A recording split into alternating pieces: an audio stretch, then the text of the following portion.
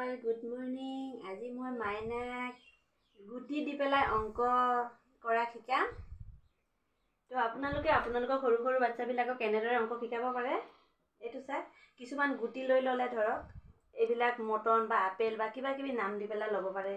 তাৰপিছত প্লাছৰ অংক কৰালে এনেকৈ কৰাব পাৰে। ইয়াত তোমাৰ হাতত 4টা আছে হা।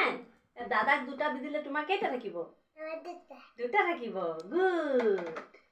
তাৰপিছত তোমাৰ হাতত 3টা আছে। তাৰপিছত দাদাক যদি এটা দি দিয়া তোমাৰ হাতত কেইটা থাকিব? 2টা। তোমাৰ হাতত 4টা আছে। তুমি যদি দাদাক 4টা দি দিয়া কি থাকিব? 0। একোৱে নাথাকে।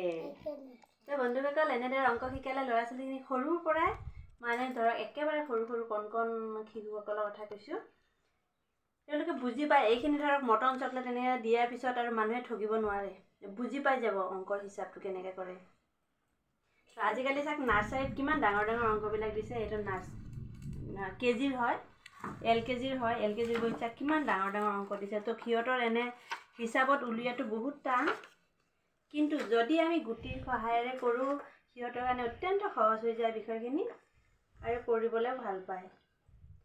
কিবা এটা আমোদ পায় ইয়াত। দেখিছেনে? এইখিনি হৈছে পমা গুটি।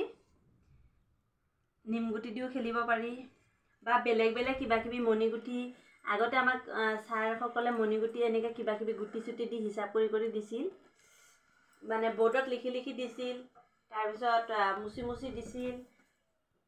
তেনেকৈ আমি অংক ওলাওঁ।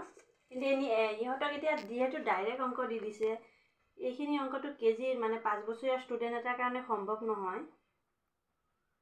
তো সেইকাৰণে মই গুটি ইউজ কৰিছোঁ, যাৰ কাৰণে মোৰ মাইনাই অতি সহজে অংকখিনি শিকিব পাৰিছে। বন্ধুসকল আপোনালোকেও কৰিব, আপোনালোকৰ কাৰণেও সহজ হৈ যাব।